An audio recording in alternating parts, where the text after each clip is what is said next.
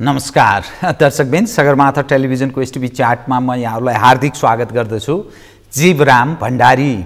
आज यहाँहरू सामुन्ने उपस्थित हुनुहुन्छ डाक्टर चन्द्र भण्डारी। उहाँ नेपाली कांग्रेसका केन्द्रीय सदस्य हुनुहुन्छ, पूर्व सांसद गुल्मी। उहाँसँग आज म समग्रमा हामीले यो संसदीय व्यवस्थाको जुन अभ्यास गर्यौं, अर्थात् वेस्टमिन्स्टर पार्लियामेन्ट सिस्टम भन्छ, 7 सालमा परिवर्तन भएपछि 15 सालदेखि 17 सालसम्म, झन्नै 17-18 महिना एकाले संसदीय अभ्यास गर्यौं। तत्पश्चात जुन 19 सालमा अर्को खालको संविधान बन्यो, अर्थात् 17 सालको अर्को खालको परिवर्तन पश्चात पञ्चायतमा जनमत संग्रह पश्चात त्यसबेला पनि अलिअलि भलै त्यो निर्दलीय थियो, तर एक खाले संसदीय प्रकृतिकै अभ्यास नेपाली जनले देख्न पाए। 46 को परिवर्तन पश्चात निरन्तर संसदीय अभ्यास जारी छ र त्यो संसदलाई जे आक्षेप लगाउने गर्थे कम्युनिस्टहरू, अलिकति आफूलाई अझ थप प्रगतिशील ठान्ने कम्युनिस्टहरू, त्यो थलो एउटा देखाएर अर्को काम गर्ने थलोको रूपमा विकास भएको भन्ने जुन आक्षेप छ त्यो कता कता पुष्टि हुन थालेको छ। यसकारण कि संसदले जनताको विषयलाई केन्द्रमा राखेर छलफल पनि त्यति गम्भीर रूपमा गर्दैन, गरे पनि त्यसले कुनै निकास, निष्कर्ष या सम्बोधन गर्ने ढङ्गले गतिविधि गर्दैन। अर्थात् सरकारलाई बाध्य पार्ने अवस्थामा पनि सिर्जना गर्न सकेको छैन र यो संसद सो खेलो फड्को गर्ने, भाषण भूषण गर्ने, जनतालाई ढाँट्ने, देखाउने मात्रै थलोको रूपमा विकास हुन थालेको हो कि यस्तो संसदको के औचित्य, के को जनप्रतिनिधि, तमाम बग्रेलती समस्या छन् भन्ने विषय कता कता उठ्न थालेको छ। डाक्टर चन्द्र भण्डारी बुद्धिजीवी पनि हुनुहुन्छ, पढे लेखेको मानिस, निरन्तर प्रजातन्त्रका लागि विद्यार्थी राजनीतिकी क्रियाशील। उहाँसँग आज म एकदम खुलेर समग्र यो संसदको विषय र कतिपय जनतासँग प्रत्यक्ष सरोकार राख्ने मुद्दालाई पनि उहाँ मार्फत सम्बोधन गराउने प्रयत्न गर्नेछु। सर्वप्रथम म उहाँलाई स्वागत छ यहाँलाई। धन्यवाद। ल डाक्टर साहब, अब तपाईसँग म आज कसरी प्रस्तुत हुन चाहे भने अलि नयाँ, निरन्तर मानिसलाई मोनोटोनस पनि खाली यही सामान्य विषयहरू किन उठाइरहने भनेर म आज संसदकै बारेमा कुरा गर्छु। मैले पृष्ठभूमिमा अलिकति बताएँ, हामीले यो संसदीय अभ्यास गरेको धेरै लामो भएछ। 46 पछिकै मात्रै कुरा गर्ने हो भने पनि अहिलेसम्म हेर्दा 30 वर्ष त हामीले यो अभ्यास गऱ्यौँ। तर यो संसद जनताप्रति उत्तरदायी भएको, अर्थात् जनताका मुद्दा, जनताका मूल माग र चाहनालाई सम्बोधन गर्न सफल नभएको जस्तो र जनतामा अलि आक्रोश, अलि नैराश्यता, यी के खालका मान्छेहरूलाई हामीले जनप्रतिनिधि बनाएछौँ, यो संसद भनेकै के हो, यो त केही न केहीको रहेछ भन्ने खालको भावना विकास भएको छ। भलै संसारमा यस्ता खाले सिस्टम सफल छन्, कार्यान्वयन पनि हुन्छ, त्यहाँ जे भनिन्छ त्यो कुरा कार्यान्वयन हुन्छ, हामी कहाँ त्यस्तो देखिन छोडेको छ। तपाईँको दृष्टिकोणमा यो संसदीय व्यवस्था र संसद, यस उपरको तपाईँको धारणा सुनाउँ त त्यसपछि म यससँग जोडिएका अनेकौँ अन्तर्कुन्तर विषयहरू छन्, उठान गर्नेछु, कृपया। तपाईँले आज धेरै गम्भीर विषय उठाउनु भएको छ र यो गम्भीर विषयमा मलाई बोल्ने अवसर दिनुभएको छ र श्रोताहरू, यो टिभीलाई हेरेर बसिरहेको साथीहरूले बुझ्नुपर्ने महत्त्वपूर्ण कुरा पनि छ।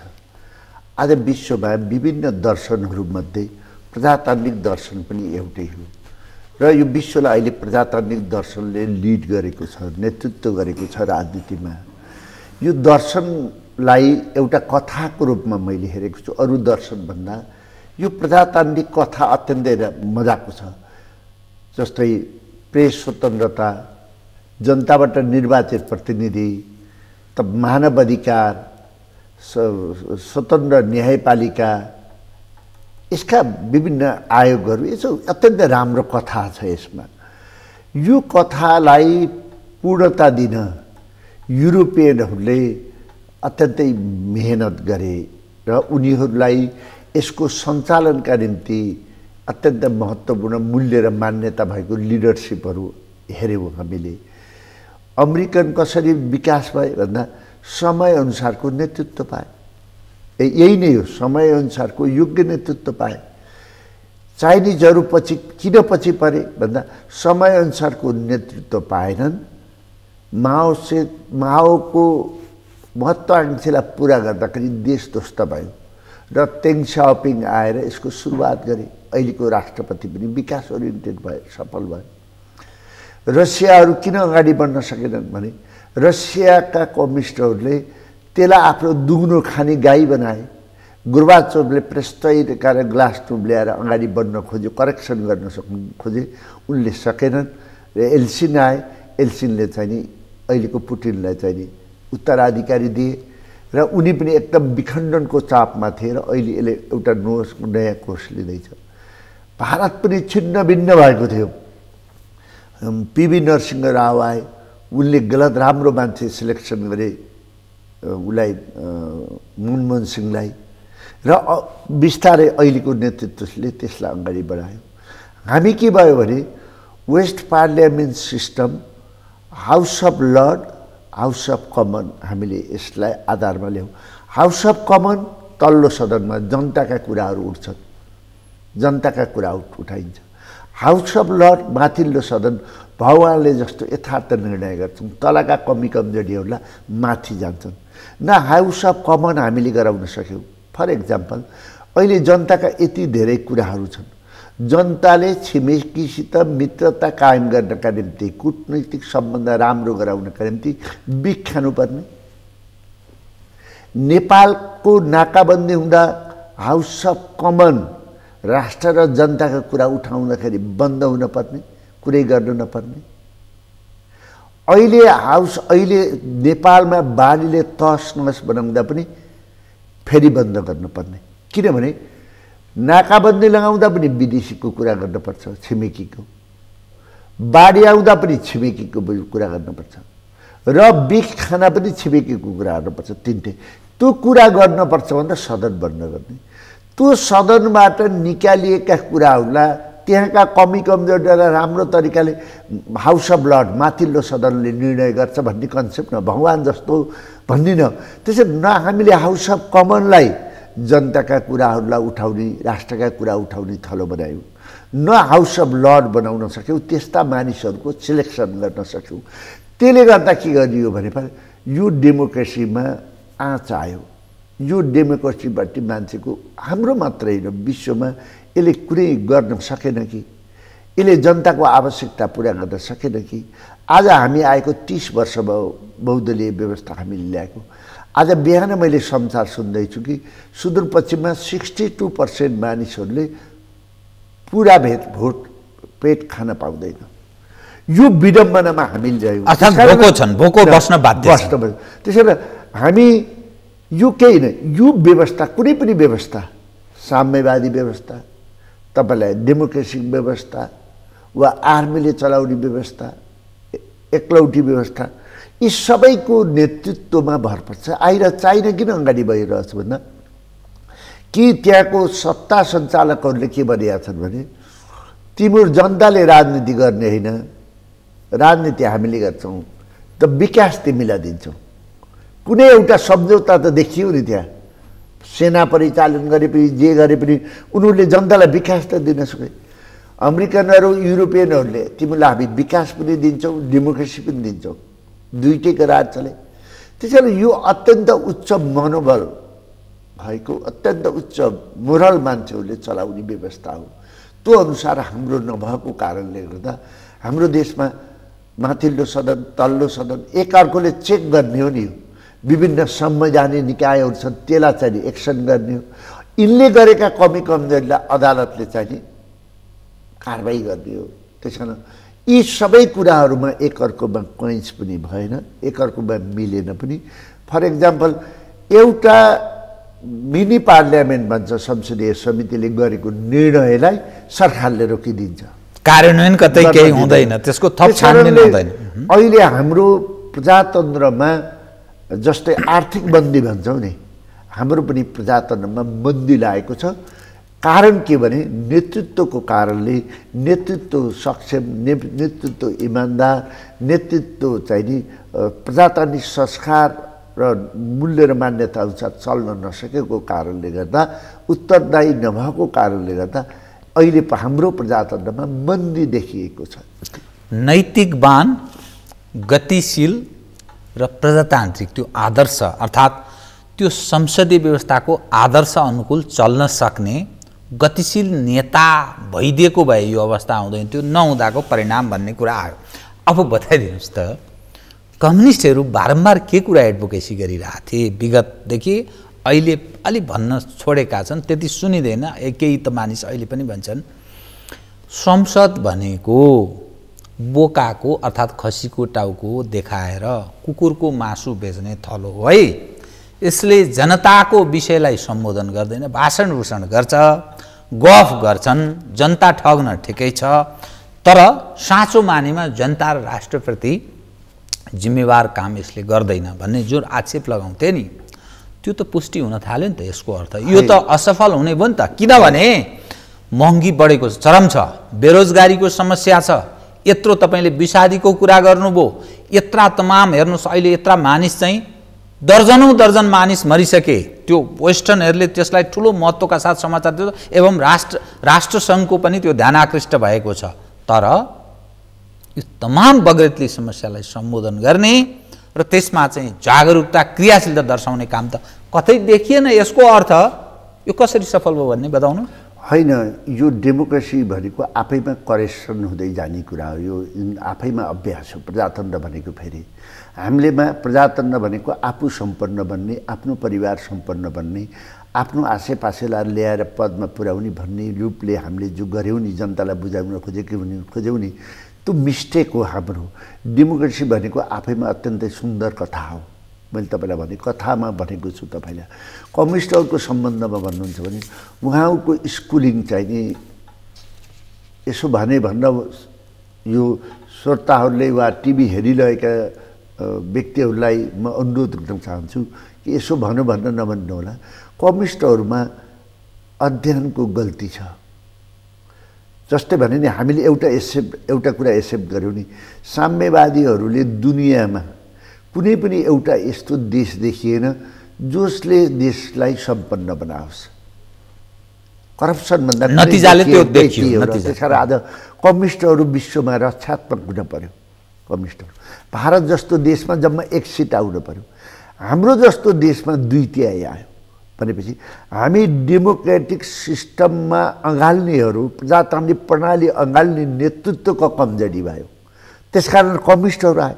कम्युनिस्टहरूले पनि यसलाई अँगाले। अब पहिलाको उनीहरूको मिस्टेक भयो, उनीहरूको सोचाइ, उनको पढाइ, पुरानो जमानाको पढाइले यसले गल्ती भयो भनेर कम्युनिस्टहरू यसमा आए। यसमा आउनुको मतलब के हो भन्नुहुन्छ भने नेपालका डेमोक्रेटहरू सफल हुनुभयो, जसले यो कुरा मान्दैन थिए। अर्थात् कम्युनिस्टहरू संसदीय व्यवस्थामा आए भन्न खोज्नु भयो, उनीहरू सरेन्डर गरे भन्ने तपाईँको भनाइ। सरेन्डर होइन, चेन्ज हो। यसलाई सरेन्डर भनेर फेरि इगो जगाउने होइन कि समय अनुसार अनुभवले सिकाउने। हेर्नुहोस्, एउटा कुरा हामीले हरेक राम्रा निर्णयहरू अनुभवबाट प्राप्त हुन्छ, ती अनुभवहरू गलत निर्णयबाट प्राप्त हुन्छ। यो भारतका पूर्व राष्ट्रपति अब्दुल कलामको कुरा हो। हामी अनुभवबाट सिक्दै गएका छौँ। त्यसकारण हामीले आश गरेँ, नाम चाहिँ ट्रेडमार्क मात्रै रह्यो कम्युनिस्ट पार्टी भनेको ट्रेडमार्क मात्रै होइन, कम्युनिस्ट पनि त परिवर्तन हुन पाए नि, डेमोक्रेटहरू पनि त समयमा परिवर्तन हुन पाए नि। यो दुइटै पार्लियामेन्ट सिस्टमले जनताको काम गर्न सकेन भन्ने उदाहरण के दिने भयो? नेपालले दिने भयो। पार्लियामेन्ट सिस्टम सबैभन्दा राम्रो के हो? यसले जनताको अधिकार पनि दिँदो रहेछ, सम्पन्नता पनि दिँदो रहेछ, प्रजातान्त्रिक मूल्य मान्यता पनि दिँदो रहेछ, गरिबको छोरा पनि नेतृत्वमा जान सक्दो रहेछ क्षमता छ भने युरोपले देखाउने भयो, भारतले देखाउने भयो, अमेरिकाले देखाउने भयो। त्यसकारण व्यवस्थालाई हामीले आलोचना गर्छौँ। हामी कहाँ चाहिँ त्यो गरिबको छोरो त्यो उच्च ओहदामा पुगेपछि के गर्दो रहेछन् भनेर के देखायो? हामी कहाँ चाहिँ जस्तो पश्चिमा देशमा यस्तो देखायो भन्नुभयो, हामी कहाँ चाहिँ के देखाउँदो रहेछ? हामी कहाँ लिडरसिप नेपाल जो डेमोक्रेटिक प्रणालीलाई हाँक्ने लिडरसिप तपाईँलाई सक्षम र आफ्नो सीमित दायराभन्दा माथि उठ्न सकेन। फरक इक्जाम्पल, अहिले 2/3 सरकार छ नि नेपालमा। यो कम समावेशी प्रणाली अन्तर्गत हामीले अपनाउँदा पनि 2/3 सरकार आउनु भन्ने त यो ठुलो हो। हामीले हिजो के भनेका हौँ, अब नेपालमा कसैको पनि बहुमतको सरकार आउँदैन, 2/3 आउने त कल्पना नगरौँ भनेर भन्यो। 2/3 सरकार आइसकेपछि यो सरकारले त जे पनि गर्न सक्छ नि, विकास निर्माण गर्न सक्छ, करप्सनको अन्त गर्न सक्छ, जनतालाई जे पनि सुविधा दिन सक्छ, तर काम गर्न सकेन नि, आउटपुट निकाल्न सकेन। आज यत्रो सरकार पनि निरीह भएर बसेको छ, सदन बन्द गरेर बसेको छ। यसले त प्रतिपक्षलाई त सहयोग माग्ने हो नि, लो यसको जनतालाई अप्ठ्यारो पर्यो, हरेक उसले लिएका विधेयकहरूलाई रिटर्न गर्नु फर्काउनु परेको छ।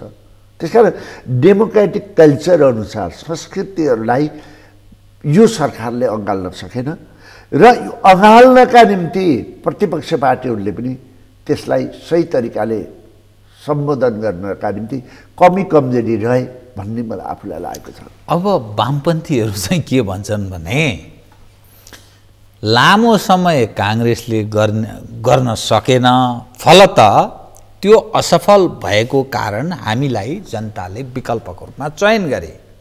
1 नम्बर 2, ल ठिक छ वामपन्थीहरूले त सकेनन्, तर प्रजातन्त्र अर्थात् लोकतन्त्र सफल हुनका लागि सरकारले राम्रो काम गरेन भने प्रमुख प्रतिपक्ष र अरू प्रतिपक्षले ठिक ट्र्याकमा ल्याउनका लागि सशक्त प्रतिपक्षको भूमिका निर्वाह गर्नुपर्ने नि त। अनि तपाईको पार्टी फेरि हिजो त काम गर्न सकेन र यो अभिगतमा परिणत भयो, नेतृत्व सारा विषय छँदैछ, अहिले पनि त कुनै त्यस्तो प्रमुख प्रतिपक्ष भूमिकै निर्वाह गर्न सकेन। मान्छे हाँस्छन्, कहाँ छ यो प्रमुख प्रतिपक्ष भन्दा। अनि के भन्नुहुन्छ बताउँ? जीवरामजी, म 1-2टा कुरा कृपया। 46 सालपछि नेपाली जनता पुलिस रिपोर्ट बिना बाहिर विदेश जान पाउँदथे। हामीले त्यति बेलाबाट पासपोर्ट दिएका हौँ। आज जीवराम भण्डारी जो पत्रकार बन्नुभएको छ, सोध्नुभएको छ, जुन एङ्करिङ गर्नुभएको छ, त्यो पनि 46 सालपछिको विकास हो। यो सबै मिडियाहरू पनि आज हरेक हातमा मोबाइल फोन छन्। कुन फोन छन्, कुन सेट हो मैले छन्, हरेक घरमा घाँस काट्दाखेरि कुरा गर्ने अवसर त्यही डेमोक्रेसीले दिएको, त्यही काङ्ग्रेसले गरेको। हरेक गाउँमा हेल्थ चौकीहरू, अब तपाईँलाई हेल्थ सडक कस्तो बनाउनु पर्थ्यो भनेर तपाईँले सोध्न सक्नुहुन्छ। सुरुङ मार्ग नबनाएर हामीले यस्ता मार्ने धराप किन बनायौँ भन्न सक्नुहुन्छ। सर्वत्र धराप छ सर, यो सडक उपर प्रश्न कति छ कति? तपाईँले यत्रो देशमा एकीकृत बस्तीको कन्सेप्ट किन ल्याउनु भएन, यो तपाईँले प्रश्न सोध्न सक्नुहुन्छ। तर आज तपाईँले जे सोचिराख्नु भएको छ, जो मानिसहरू कन्सर्न भइरहेका छन्, सलाख भइरहेका छन्, त्यो डेमोक्रेसीको उपलब्धि हो र यो चाहिँ काङ्ग्रेसले सुरु गरेका हुन्। तर समयको अनुसारको आवश्यकता, समयअनुसारको चुनौतीलाई काङ्ग्रेसले आकर्न सकेन भन्न सक्नुहुन्छ। 1, त्यसलाई प्रश्न हरेक कुरामा निस्केर सक्छन्। 1। दोस्रो कुरा, तपाईँले भने जस्तै काङ्ग्रेसले सदनमा किन काम गरेन भन्ने प्रश्न छ। सदन भनेको के हो भने निकासको थलो हो। हरेक द्वन्द्वको, हरेक समस्याको, हरेक चुनौतीहरूको निकासको थलो हो। त्यसलाई बाधे चयते तत्त्वबद्ध छलफलको आधारमा निर्धारण गर्नुपर्छ। त्यसलाई हामीले बनाउन सकेनौँ। एउटा व्यक्तिलाई 6 मिनट, एउटा व्यक्तिलाई 7 मिनट बोलेर त्यो निकासको थलो बनाउन सक्दैन। क्षमताअनुसारका मानिसहरू लगाएर सानो सदन बनाएर माथिल्लो सदनलाई विभिन्न अहिलेको समयअनुसार समावेशी जातीय बनाएर गरेको भए यसले 2टा फङ्सन गर्न गर्थ्यो। त्यहाँ कमजोरी हाम्रो देख्यौँ। तर डेमोक्रेटहरूले पार्लियामेन्टमा भूमिका निभाएनन् भन्ने कुरा के हो भन्नुहुन्छ भने, हामीले पार्लियामेन्ट भनेको कस्तो छ भने रोस्टम घेर्ने, कुटपिट गर्ने, बजेट पनि आउन नदिने, आफै बस्ने, कुर्सी च्यात्ने, बाँदरको प्रवृत्ति विगतमा देखायो नि।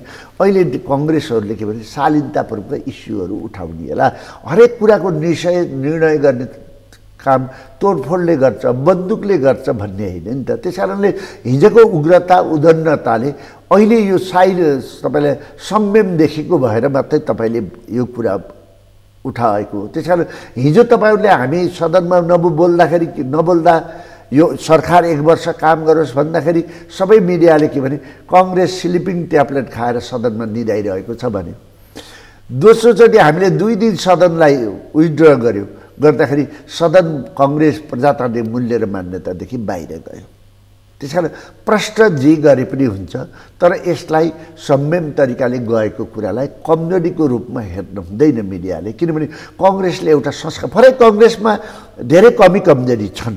हामीले सही मान्छे छानेनौँ कि, हामीले सही मान्छे पार्लियामेन्टमा लगेनौँ कि, हामीले सही मान्छे माथिल्लो सदनमा हाउस अफ लर्डमा लगेनौँ कि, वा हामी आफै सिलेक्सन गर्ने मानिसहरू अयोग्य रह्यौँ कि, विभिन्न कुराको तर्क गर्न सकिन्छ।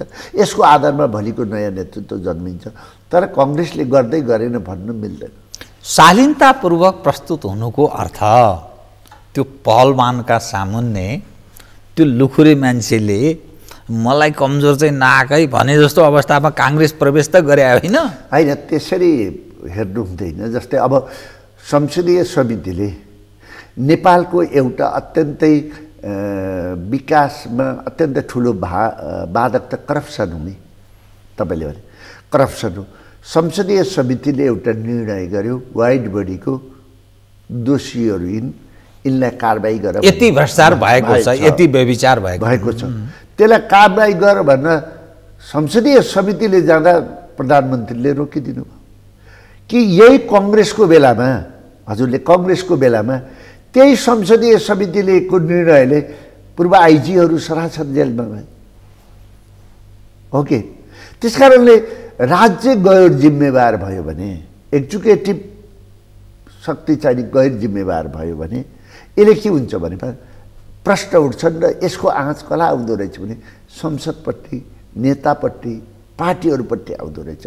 त्यस कारण राज्य सञ्चालकहरू आफै परौँ। जस्तै भनौँ हामीले अख्तियार बनायौँ नि, पहिला शेरबहादुरजीको पालामा अख्तियारलाई पूर्ण अधिकार दिनुभयो, त्यही क्याबिनेटले दियो नि, चिरञ्जीवी, खुम्बाजी, गोविन्दराज जोशी, जेपी गुप्ताहरूले दियो नि। त्यसैले छानबिन गरेर उहाँहरू जेल जानुभयो र आज उहाँको राजनीति धरापमा परेको पऱ्यो। डेमोक्रेटहरूले त यति त गरे नि। अहिले त संसदीय समितिले गर्दा पनि कारबाही गर्न नदिएपछि त्यसले असर गर्यो र तपाईँले प्रश्न उठाउन पाउनुभयो। यस्तै प्रश्नहरू जनताले पनि उठाउन पाए। अब अनि यो सिस्टम चल्छ त यस्तो, कुनै न जनताको सरकार उप न यसले सम्बोधन गर्न सकेको छ, जनतामा निराशा पनि छ, न संवैधानिक अङ्गहरूले राम्रो भूमिका निर्वाह गरेका छन्, न प्रशासनिक संयन्त्रले साँचो मानेमा त्यो स्थायी प्रकृतिको जो सरकार भनेर भनिन्छ न त्यसले स्थायी सरकारको काम गरेको छ। एउटा असिस्टेन्टको रूपमा, पोलिटिसियनहरूको एउटा सहयोगी, एउटा सेवकको रूपमा भन्दा कुनै त्यस्तो त्यहाँका प्रशासनिक अगुवाहरू या अरू संयन्त्रले त्यसरी काम गरेका छैन। अनि चल्छ त यो सिस्टम चल्न सक्छ, किनभने जनताको धैर्य एउटा हदसम्म मात्रै हुन्छ।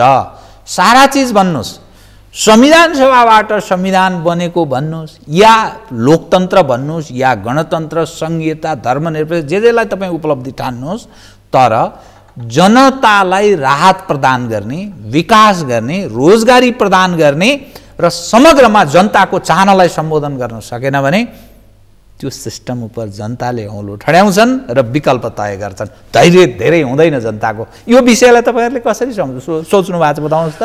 तपाईँले जनताको काम गर्न सकेन भने त्यसको विकल्प जनताले खोज्छन्। तर डेमोक्रेसीभित्र विकल्प भनेको नेतृत्व, सिस्टम होइन। अयोग्य नेतृत्व जनताबाट जान्छ, नयाँ नेतृत्व आउँछ, नयाँ नेतृत्वले गर्छ। त्यसले गरेन भने अर्को नेतृत्व आउँछ। डेमोक्रेटिक सिस्टमभित्र विकल्प भनेको नेतृत्व, व्यवस्थाको विकल्प होइन। योभन्दा राम्रो प्रणाली, योभन्दा राम्रो कथा हुन सक्दैन। तथापि मैले के भनेको छु भने नेतृत्वको कारणले गर्दा, जस्तै फर इक्जाम्पल तपाईँलाई भने अहिले यो सरकार छ, अहिले सरकारले महँगी बढेको छ होइन, महँगी बढेको छ, भयानक बढेको छ, अस्वाभाविक बढेको छ। जनताहरू ट्याक्सको मार, दोहोरो कर, दोहोरो तेह्रो करको मारमा, यस्तो मारमा छन्। जनताहरूले औषधि उपचार गर्न पाएका छैनन्। जनताहरूको अहिले पनि पेटभरि खान पाएका छैनन्, जुन हामी बिहानको मिडियाहरूमा सुन्छौँ। यो अवस्थामा सरकारको जसले नेतृत्व गर्थ्यो ऊ जनता जस्तै बन्न पर्थ्यो। यो अब जनताले औषधि गर्न पाउँदैनन्। Bir hospital, teaching hospital, Chitwan cancer hospital, Bhaktapur cancer hospital, kidney transplant हस्पिटलहरू, सिभिल हस्पिटललाई सम्पन्न बनाइदिएर 1 अरब 2-3 अरब खर्च गरिदिने हो भने त नेपाली जनता बाहिर औषधि गर्न जान पर्दैन। तपाईँ आज मैले न्युजमा सुन्दैछु कि कर्णाली प्रदेशमा प्रदेश सभा सदस्यले 10 अरबका बजेट चाहिँ विकास योजना छान्न पाउने भनेर तपाईँले भन्नुहुन्छ।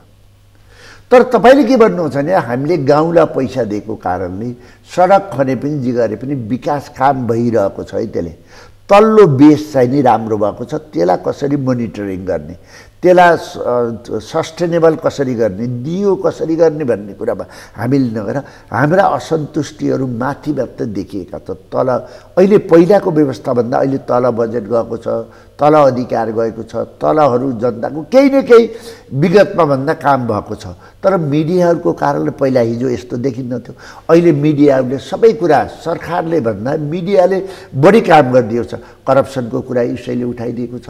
लौ है जग्गा सरकारी जग्गा तपाईँलाई नाम व्यक्तिका नाममा दर्ता भयो यसैले उठाइदिएको छ। रातिमा बिना टेन्डर ठेक्कामा दियो है करोडौँ खाइराखेको छ यसैले बनेको छ।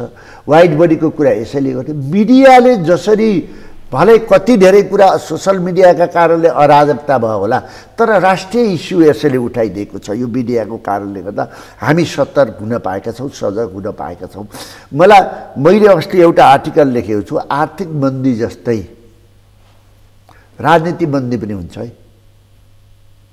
डेमोक्रेसी प्रजातन्त्रमा मन्दी आउन सक्छ भन्न अमेरिकन प्रोफेसरले आजभन्दा 20 वर्ष पहिले उठाएको कुरालाई मैले स्टडी गरेर लिएको छु, राखेको छु। यो किन राखेको भने त्यो राजनीतिक मन्दीसँगै वो चाहिँ के पहिलो हुन्छ त कतातर्फ मोडिन्छ के नयाँ विकल्प आउन सक्छ भन्न मात्र यसलाई मैले इन्ड गरेको छु। किन हाम्रो मात्र होइन, जस्तै भन्नुहोस् अहिले इन्डियामा जतिसुकै प्रदेशका कुरा गरे पनि जतिसुकै अधिकारका कुरा गरे पनि तपाईँलाई एक छ त मोदीमय भयो नि, मोदीलाई भोट दिए नि। अहिले जतिसुकै गरे पनि जेसुकै भने पनि अमेरिका ट्रम्पसँग भयो, त्यसलाई जतिसुकै गाली गरे पनि आलोचना भए पनि त्यहाँका जनताले के भन्छन् भन्ने हो कि म नेपालकाले के भन्छ भन्ने होइन। तर हामी जतिसुकै गरे पनि रसियामा तपाईँ पुटिनमय भइदियो, चीन चाहिँ नि अहिलेको राष्ट्रपति भयो कि भएन दुनियाँमा। तर हामी के भयौँ भने हामी कामै गर्न सकेनौँ, हामी अक्षम भयौँ, हामीले जनताको चाहना पुरा गरेनौँ। हामी कस्तो भयो भने जस्तै फर एक्जाम्पल हाम्रो प्रधानमन्त्री हुनुहुन्छ, हाम्रो जसरी मोदीलाई भोट दिएको त्यत्तिकै हाम्रो प्रधानमन्त्रीलाई जनताले भोट दिएका हुन्, 2/3 मत दिएका हुन्। किन? राष्ट्रियताको इस्युमा, करप्सनको इस्युमा, शिक्षा र स्वास्थ्यको इस्युमा दिएको नि तपाईँलाई। तर उहाँको चेक साटिएन नि, अहिले बाउन्स हुँदैछ उहाँको चेक हो कि होइन, बाउन्स हुँदैछ। किनभने उहाँहरूले काम गर्न सक्नुहुन्न। आफू दिनदिनै आफैभित्र झगडा, आफैभन्दा पार्टीका धेरै कुरा छन्। इन्डियामा त्यो चुनाव भयो, पार्टी सभापति परिवर्तन, केही कुरा हल्ला भएन नि। हाम्रोमा त एउटै मान्छे बस्न चाहेको छ, एउटै मान्छे झगडा गरेको छ। सरकार चलाउनु छैन, कम्पिस्टरभित्र झगडा भयो कि भएन। त्यसकारणले चाहिँ नि हाम्रो नेतृत्वले जनताको इच्छा र आकाङ्क्षा अनुसार काम गर्न सकेन, निर्णय गर्न सकेन। यी पार्लियामेन्ट सिस्टमलाई बन्धक बनाइदियो, पार्लियामेन्ट गरेको कामलाई न लागू गर्न दियो, न पार्लियामेन्ट संसद बन्द नाकाबन्दी हुँदा हिजो सुभाष नेमाङजी पार्लियामेन्ट सभामुख हुनुहुन्थ्यो, अहिले एमालेको कम्युनिस्ट पार्टीको नेता हुनुहुन्छ, उहाँले नाकाबन्दीमा छलफल किन गराउनु भएन? अहिले महराजी हुनुहुन्छ, उहाँले बाढी पीडितमा किन छलफल गराउन सक्नु भएन? करप्सन यत्रो बढेको छ, किन छलफल गर्न सक्नु भएन? यत्रो सिमानाहरू यो समग्र जो तपाईँ पृष्ठभूमिमा भनिरहनु भएको छ, यो व्यवस्था दोषी होइन, यो चाहिँ व्यक्ति गतिशील नेतृत्व अर्थात् योग्य नेतृत्व।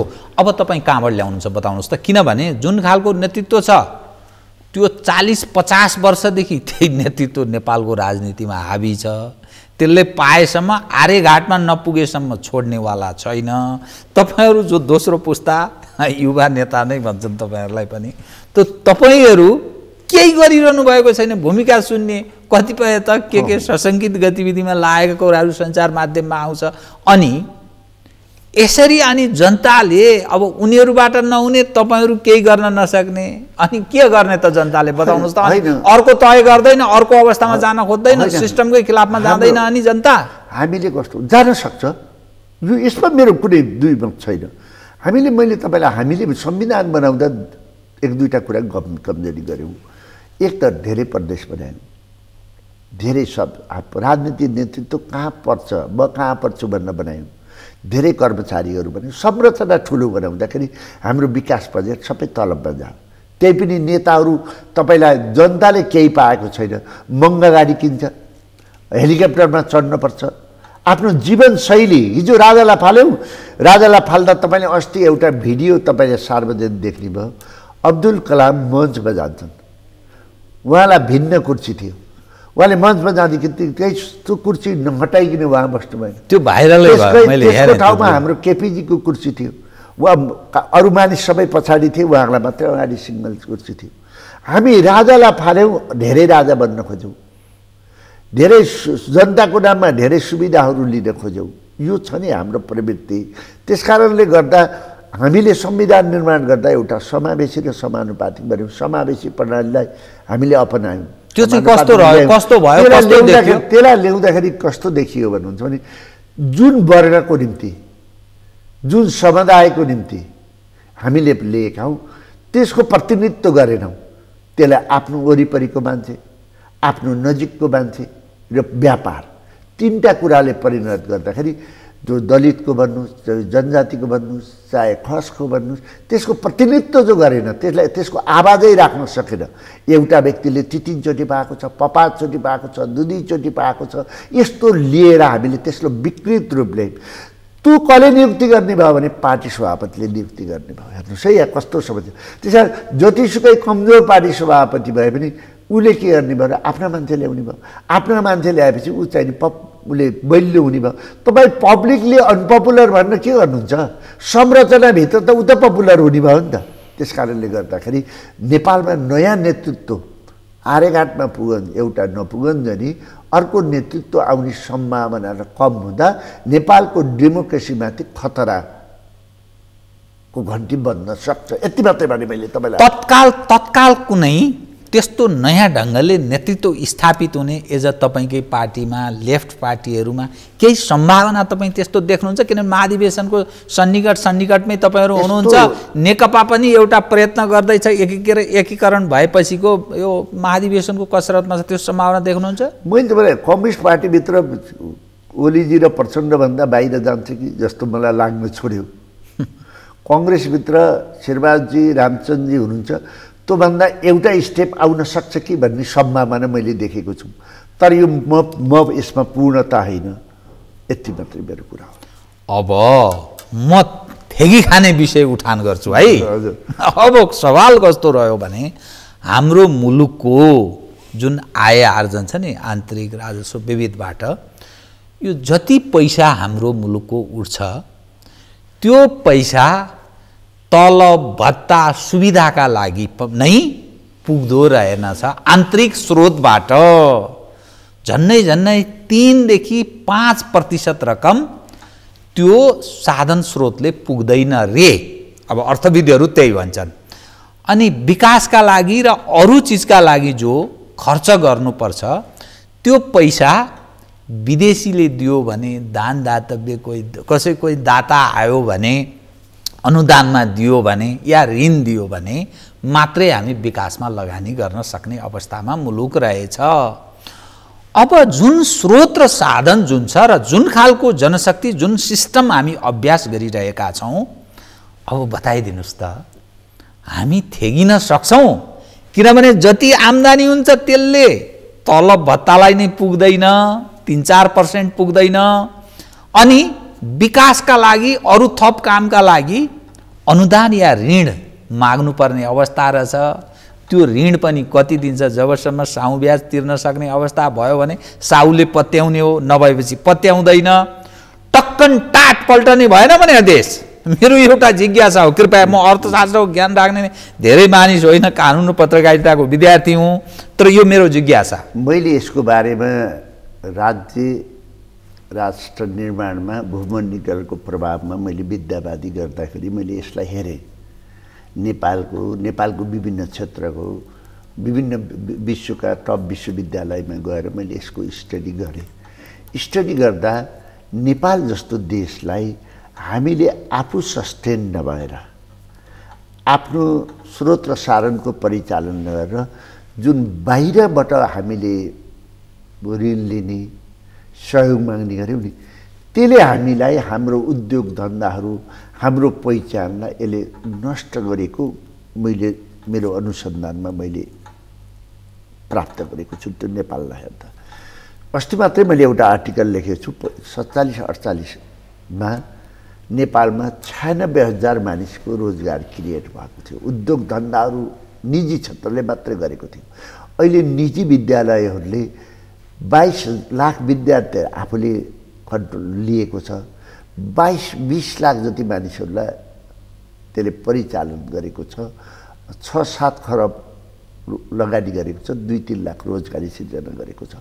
त्यसलाई हामीले सामन्ती डाँका फटा भन्नै ध्वस्त गऱ्यौँ र हामीले हिन्दी फिल्म हेर्न दिँदैनौँ, हिन्दी भाषा चल्न दिँदैनौँ, विदेशी लगानी आउन दिँदैनौँ भनेर माओवादी द्वन्द्वले गर्दा सबै विस्थापित गऱ्यौँ र अहिले मात्रै हामी फेरि नयाँ संरचनामा आउँदैछौँ। लगानी गरौँ, विदेशीलाई मगाउँ भन्दा त्यो धेरै लेट भइसक्यो। किनभने नेपालमा विदेशीहरूले लगानी गर्न उद्योग धन्दा चलाउन चाहँदैन। किनभने ट्रेड युनियनहरू छन्, कम्युनिस्टहरूको क्यारेक्टर छ, चन्दा माग्ने, धम्काउने र जग्गा जमिन एकदम महँगो छ। त्यसबाट हामी जाँदैनौँ र अब बाहिरीसित कम्पिटिसन हामी गर्न सक्दैनौँ। हामीसित 1-2टा कुरा छ। के बताउँ? जस्तै अहिले हामीले आज बिहानको मैले समाचार सुन्दा जो राजस्व हो हामीले अनुमान गरे भन्दा 12% कम उठ्यो र हामीले संरचना बनायौँ र अहिले हामीसित 2टा कुरा अनुमान गरे भन्दा अझ 12% कम छ। कम उठ्यो। अहिले हामीसँग 2-3टा कुरा यो 2 तिहाईको सरकारले गर्नु छ। एक, यो खर्चलाई कटौती गर्न पर्यो। खर्च कटौती गर्नलाई फ्रान्सको राष्ट्रपतिले संसद घटाउने भनेर ल्याए नि। यो हामीले संसदीय व्यवस्था, यो संसद पार्लियामेन्ट मेम्बरहरू तलदेखि माथि, प्रदेशदेखि तलसम्म छ। यसलाई अब कटौती गर्ने बेला, सांसदको संख्या घटाउन पर्ने एउटा दिन आयो। किनभने राष्ट्र जोगाउने हो भने कर्मचारी सबै आयोगहरू घटाउन पर्ने दिन आयो। एक, मैले तपाईँलाई भन्छु। दोस्रो, हामीले कुनै पनि हालतमा नेपालको विकासको निम्ति एकीकृत बस्ती र सुरुङ मार्गलाई जोड दिन पर्यो। पहाडको टापुरामा अब हामीले बाटो, सडक, तपाईँलाई बिजुली, खानेपानी लगाएर अब हामी खर्च पुर्याउन सक्दैनौँ। एकीकृत बस्तीमा हामीले पहिलो प्राथमिकता दिनु पर्यो। तेस्रो, हामीले के गर्न पर्यो भन्नुहुन्छ भने नेपालको लिडर जस्तो फर एक्जाम्पल बीपी कोइरालाले आफू प्रधानमन्त्री पदमा बस्दा 2500बाट आफ्नो तलब 1500 जानुभयो। सुवर्ण शमशेरले भूमि सुधार लागू गर्दाखेरि 16,000 बिघा राज्यलाई दिएर भूमि सुधार लागू गर्नु, आफ्नो सम्पत्ति दिएर। बबर शमशेरले 1000 बिघा दिनुभयो। पहिलाका नेताहरूले राज्यको राम्रो बनाउनका निम्ति आफ्नो सम्पत्ति दिन्थे, आफू पहिला कुर्बानी गर्थे। अहिले हामी महँगा गाडी, महँगा हेलिकप्टर, महँगा भोज भत्तेहरूलाई यसले टोटल्ली रहेर 2 तिहाईको सरकारले केपी ओलीजी अझै पनि उहाँको अवसर छ, 2 तिहाई उहाँले पाएको अवसर छ। उहाँले यो सबै म राज्यको निर्माणका निम्ति, विकासका निम्ति सबै सुविधा मबाट कटौती गर्छु, मलाई राज्यका सबै अङ्गले मलाई सहयोग गर्न पर्यो, 5 वर्ष गरौँ भनेर उहाँले राष्ट्रका निम्ति आफू बदलिएर अरूलाई बदल्नका निम्ति काम गर्न पर्यो। यो नगरिकन अब नेपाल आर्थिक रूपले टाट पल्टिने अवस्था आयो भने नेपालमा के आउँछ भन्न सकिँदैन। ओलीजीको त भन्नुभयो, अनि शेरबहादुरजी चाहिँ सुध्रिने कि नसुध्रिने नि तपाईँको आफ्नै सभापति चाहिँ जे कुरालाई पनि शेरबहादुरजीलाई जोडेर त भएन नि। होइन, सबैमा जोडिया छ। ललिता निवासको जमिनको कुरा, व्हाइट बडी सबैमा जोडिएर आज आम संसारमा यो सरकारले आफूलाई कारबाही हुन्छ भन्दा, आफूले गरेका कुरालाई आघात हुन्छ भनेर रोकेको। शेरबहादुरजीले कमजोरी छ, शेरबहादुरको गल्ती देखियो छ भने कानुनी कारबाही गरे भने जो कुरा शेरबहादुरजी आफै पार्लियामेन्टमा बोल्नुभएको छ, कारबाही गर भन्नुभएको छ, छानबिन गर भन्नुभएको छ। त्यस कारणले यता लुते कुरा गर्ने होइन, सरकारले लुते कुरा गरेर आफू उम्कने होइन। भन्छन् के मान्छे भने नि काङ्ग्रेस र कम्युनिस्ट भनेको सहोदर दाजुभाइ हुन्, अप्ठ्यारो पर्दा यी ठ्याक्कै मिलिहाल्छन्, न प्रमुख प्रतिपक्ष न पक्ष यी सप्ठ्यारो परुन्जाल विरोध गरे जस्तो गर्छन्, यी नौटङ्की मात्रै चलिरहेछ। त्यसकारण मुलुकको समस्या यो, मूल समस्या यो हो भन्छन् के? तपाईँले भनेको एउटा कुरा सही हो। नेपालमा अहिले चाहे कङ्ग्रेस आउँदा होस्, चाहे कम्युनिस्ट आउँदा होस्, चाहे राजा आउँदा होस् थिउँदाखेरि सबै 7-8 जनाका निम्ति यो देश हो। खाने, कमाउने, ठग्ने, ठेक्कापट्टा सबै यिनीका निम्ति त यिनी हामीले चिनेका छौँ नि। व्यवस्था पो परिवर्तन भयो, नियत र प्रवृत्ति त परिवर्तन भएन नि। हाम्रो जेनेरेसनले नियत र प्रवृत्ति परिवर्तन गर्दै नयाँ दिमाग, नयाँ पर्सनालिटीको अहिले आवश्यकता भयो कि अब गर्नुपर्छ भन्ने मात्रै हो। त्यस कारणले यो त खुला ऐना हो, यसमा त सबै देखिएको छ। त तपाईँले बडा राम्ररी भन्नुभएको छ कि तपाईँको यो भनाइलाई म उच्च सम्मान पनि गर्छु, तर त्यो सम्भावना देखिएन कि मैले त्यसकारण त तपाईँलाई त्यो विषय उठान गरेको नि। अब तपाईँ दोस्रो पुस्ताका मानिसहरू तपाईँहरू पनि केही गर्न सकिरहनु भएको छैन, ठिक छ बोल्नुहुन्छ, तर तपाईँहरूको हेर्नुहोस् त पार्टीमा स्थान त छैन नि। तपाईँहरू पार्टी पकड आफ्नो नियन्त्रणमा लिन सक्ने अवस्थामा हुनुहुन्न। सबै उही बाहिर कुरा गरेर के तुक्छ भन्नुहोस्। होइन, हामी एउटा कस्तो भने एउटै मात्रै नभन्नुहोस्, जस्तै भन्नुहोस् तपाईँले भारतको चुनावमा एकजना बहिनीले मोदीलाई प्रश्न गरेकी थिइन्, प्रधानमन्त्रीजी म एउटा सोसल सेक्टरमा काम गर्छु, त्यो काम गर्दाखेरि म 1 वर्ष भयो एकजना बच्चालाई न उनी आमासित, न समाजसित, न गाउँमा यस्तो न साथीसित बस्थिन्। मैले 1 वर्ष लाएर त्यो बच्चालाई मैले आधी घन्टा मसित राखेर पढ्ने गराएँ। यसलाई तपाईँले के भन्नुहुन्छ भन्दाखेरि मोदीजीले त्यसको उत्तर दिनुभएको थियो कि मैले उसलाई सिकाएँ मात्रै नभन्नुहोस्, त्यस्तो बच्चालाई 1 घन्टा वा आधी घन्टा बस्ने गरायो भन्ने कुरा उसबाट पनि सिक्नुहोस् भन्नुभयो। हामीले गर्न नसके पनि समाजमा केही कुराहरू, समस्याहरू, मुद्दाहरू, समाधानहरू हामीले उठाएका छौँ। सबै मानिस सफल हुन्छ भन्ने कुरा होइन। म नेपालको राजनीतिको सबैभन्दा असफल पात्र हो, किनभने राष्ट्रियताको मुद्दा, राष्ट्रिय कुरा गर्नु भनेको नेपालमा सुसाइड गर्ने जस्तो रहेछ। प्रजातन्त्रका कुरा गरेर राष्ट्रियताको कुरा गर्नु सुसाइड गर्ने जस्तो रहेछ। जतिसुकै केपीजीले सरकार राष्ट्रियताको कुरा गरे पनि अब भारतको बाढी पीडितको अवैध बाँधको कारणले नेपाल चाहिँ डुब्यो भनेर त भन्न सक्नु भएन नि त। बादलजी हुनुहुन्छ, सिनेमा हेर्न दिँदैनौँ भनेर कार्ड बोकेर हिँड्ने बादलजी हो, आज त त्यो त भन्न सक्नु भएन नि। त्यसकारणले आज उहाँहरूले विषादी तरकारी सागसब्जी ल्याउँदाखेरि रोकेको कुरालाई उहाँले खोल्न पर्यो नि। अदालतले जनतालाई विषादी नखुवा भन्न पर्यो। जनताबाट निर्वाचित व्यक्तिले विभिन्न न्यु खोजेर जनतालाई बिख खुवाउन पर्न पर्यो नि। अनि यो कसले चलाएको छ, यो देश कसरी चलेको छ बताउनु। सबै नेपालको अहिलेसम्म आएको मैले हेर्दा तपाईँले अहिले गरेको प्रश्न, सबै दिउँसोमा विभिन्न पार्टीका व्यक्तिहरू रातिमा एकै ठाउँ तलब खाने। फर एक्जाम्पल जसले हुस्की समातेर विदेश धेरै घुमे उनीहरूले हाम्रो धर्म र संस्कृति खाइदिए। जसले रातिमा सिंहदरबारलाई भन्दा अरूलाई बलियो मानेर निर्णय गरे र तलब बुझे तिनीहरूले राष्ट्रियता बोले। यी दुईटाको चेपुटामा नेपाल पर्यो। अब को नेता पर्छन्, समयले यसलाई छानबिन गर्नेछ, समयले यसलाई हेर्दैछ। यसकारण यसरी नै यो कठिनाइबाट, यो चुनौतीबाट नयाँ वर्गले अलि हिम्मत गरेर अगाडि ल्याउन पर्यो। यो कुराबाट हामीले सिक्न पर्यो, यति मात्रै। मलाई यति खुसी लाग्यो कमसेकम तपाईँको तहको नेताले यति कुरा त कमसेकम खुलेर बोल्नुभयो, या जानकारीमा तपाईँको रहेछ यी कस्ता कस्ता मान्छे हाम्रो नेपाली समाजमा राजनीतिमा हावी छन्। राजनीतिमा मात्रै किन, प्रशासनिक संयन्त्र अरू नीति निर्माण निर्णायक तहमा बसेका मानिसहरूको पनि जुन अवस्था छ। कति समय छ? होइन, एकदम छोटकरीमा कृपया, हामी 3-4 मिनटभन्दा कुरा गर्न सक्छौँ। 3 मिनट कृपया। म सुरजपुरा गएँ। ओके। सुरजपुरामा त्यहाँका जनताहरूले नागरिक अभियान भयो, सुरक्षा पाऊँ भनेर। कसैले सुरक्षा गरेन। कम्युनिस्टको सरकार भयो, कङ्ग्रेसको सरकार भयो। ज्ञानेन्द्र आउँदा हेलिकप्टरबाट सशस्त्र पुलिस राखिदियो। म सुरजपुरा जाँदा त्यहाँका पुलिस सुरक्षा निकाले भनेको बाटो चाहियो, भवन चाहियो भन्नु। म यहाँ आएँ, लीलामणिजी मुख्य सचिव हुनुहुन्थ्यो, लीलामणि पौडेल हुनुहुन्थ्यो, 2टा पुलिसका आइजी, गृह सचिव, सबै 12वटा मन्त्रालय राखेर मैले यो कथा सुनाइदिएँ। पुलिसको अधिकृतहरूले के भन्यो भने त्यहाँका जनतालाई विशेष सुरक्षा दिन सकिँदैन भन्यो। भवन बनाउन पैसा राख्दिएन। बुझ्नु? किनभने सबै बच्चा बच्चीको स्कलरसिपको निम्ति इन्जिनियर बन्न, डाक्टर बन्न, तलब खान सब बेचिएका छन् माथिका मान्छेहरू। त्यहाँ भवन बनाउन हामीले कति दुःख गर्नु पर्यो। लीलामणिजी त्यहाँ हुनुहुन्छ। मैले त्यसको लागि कति प्रयास गरेँ। त्यहाँको पुल बनाउनलाई पैसा राख्दिएनन्। कति दुःखले डाक्टर महत हुँदा मात्रै हामीले पैसा राख्न सक्यौँ। यी धेरै कहानीहरू छन्। यी सबै कुरा गर्दा तपाईँ आफै नै कुन साइडमा गोली खाने हो यो अवस्था हो अहिलेको नेपालको।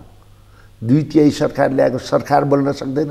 हिजो राष्ट्रियताका नारा लायो, ग्यासको नारा लायो, रेलको नारा लायो त बोल्न सक्दैन। जनताले यस्तो अधिकार दिएको सरकार त हामी कहाँ छौँ त? हामी त निरीह हौँ। तन्नले यति कुरा राष्ट्रका निम्ति इमान्दारितापूर्वक उही जुनीमा के तपाईँलाई गल्ती गरिएर अहिले यस्तासित परियो, अर्को जुनीमा राम्रो नेताहरूसित परियो, सो आफै नेता बन्न पाइसकियोस् भनेर यो इमान्दारितापूर्वक तपाईँलाई जनतालाई सुनाउन बोलेको कुरा हो। बडा कस्तो महत्त्वपूर्ण विषय, बडा यो जुन तस्बिर जुन तपाईँले बताइदिनु भयो सचित्र, बडा दुःख लाग्छ। हेर्नुहोस् त, हाम्रो देशमा जनताको सरकार छ, जनताबाट निर्वाचित नेताहरू छन्, जनताबाट उठेको पैसा खाने कर्मचारीहरू छन्, तर ती संदिग्ध ठाउँबाट गाइडेड छन्, तिनीहरू परिचालित छन्, मुलुकमाथि घात गरिरहेका छन्। त्यसलाई नियन्त्रण गर्ने, हेर्ने त्यस्तो संयन्त्र छैन। हेर्नुहोस् त, यहाँभन्दा ठुलो अपराध केही हुन्छ अनि यसको दण्ड भोलिका दिनमा त यो बाबा दैव कहीँ छ भने त्यो दैवले त दण्ड देला, अरू कसैले नदिए पनि। अनि आश गर्ने केही अरू ठाउँ छ त? अरू बताउनुहोस् त। एकदम म कार्यक्रमको अन्त्यमा आएँ। अब केही आश गर्ने ठाउँ छ? नीति निर्माताका निर्णायक मानिसहरू यो अवस्थामा छन्, हाम्रो देशको यो अवस्था छ। तपाईँ हाम्रो जो निरीहपन, निर्णायक अर्कै छ, हाम्रो मत लिएर गएको मानिस निर्णय गर्छ, तर ऊ अर्को ठाउँबाट परिचालित छ। यो विविध घटना रसद घटनाहरू भइरहेको छ। नेपाल जस्तो छाडा प्रजातान्त्रिक तरिकाले अब मुलुक बन्दैन, तर यसको निकास यही प्रजातान्त्रिक सिस्टमबाट नै हुन्छ। भलै अब नेपालको लिडरसिपलाई कमजोर बनाएर पनि मुलुक बन्दैन। धेरै प्रजातान्त्रिक कुरा गरेर, धेरै चुनावका कुरा गरेर पनि मुलुक बन्दैन। राजस्वको दोहन मात्रै, खर्च मात्रै हो। एउटा चुनावमा, एउटा व्यक्तिको चुनावमा हजारौँ खर्च गर्ने अवस्था अब नेपालको छैन। त्यसकारण नेपालले अरू देशले भन्दा पृथक सोच्नुपर्छ। अलि कन्ट्रोल, लिडर इमान्दार भयो भने, नेता पारदर्शी भयो भने जे पनि राम्रो हुन्छ कि। यति कुरा यो अवस्था, यो लिडरसिप हामीले ल्याउन सक्छौँ। त्यो यही सिस्टमबाट ल्याउन सकिन्छ, बाहिर गएर ल्याउन सकिँदैन। अघि बढ्नुहोस्। सायद नेपाली जनले तपाईँहरू जस्तोलाई त्यो स्थान प्रदान गर्नेछन्, किनभने अहिलेको अवस्थाबाट बडा चिन्तित छन्, दुखी छन् नेपालीहरू। सिस्टम मात्रै भनेर चाहिँ बस्दैनन्। दुःखले खान नपाएको मान्छे त्यो भोको सीमा अर्थात् भोकोले जे पनि गर्न सक्छ भनेर बुझ्नुपर्छ। जसले परिवर्तनको सङ्केत हो नि विश्वविद्यालय, त्यहाँका व्यक्तिहरूले 9 आएकोलाई 6 थप्दै 96 गराएर गोल्ड मेडल लिने, देशको उपकुलपति 8 लाखमा पक्रिने, विश्वविद्यालयमा घुस खान्छन् भने अन्त के होला? जो पाठशाला यस्तो बनाइसक्यो त, त्यसै यसलाई चेन्ज गरौँ। अब सबै मिलेर, मिडिया हामी सबै मिलेर गरौँ, नत्र भने नेपाल अप्ठ्यारोमा पर्छ। धन्यवाद। कार्यक्रममा आइदिनु भयो। विविध विषयलाई आज हामीले छलफलको रूपमा अगाडि ल्यायौँ। हाम्रा दर्शकले सायद कुनै न कुनै एउटा प्रतिक्रिया जनाउनु पनि होला। धन्यवाद है, तपाईँ खुलेर बोलिदिनु भयो। फेरि पनि म धन्यवाद दिन्छु। आदरणीय दर्शकवृन्द, उहाँ हुनुहुन्थ्यो डाक्टर चन्द्र भण्डारी, नेपाली काङ्ग्रेसका नेता। पछिल्लो देखिएको राजनीतिक तस्बिर र विविध अवस्थालाई विश्लेषण गर्दै म लगायत मेरो सम्पूर्ण युनिटलाई कार्यक्रमबाट बिदा दिनु। तर सगरमाथा टेलिभिजन हेर्दै रहनुहोला। नमस्कार।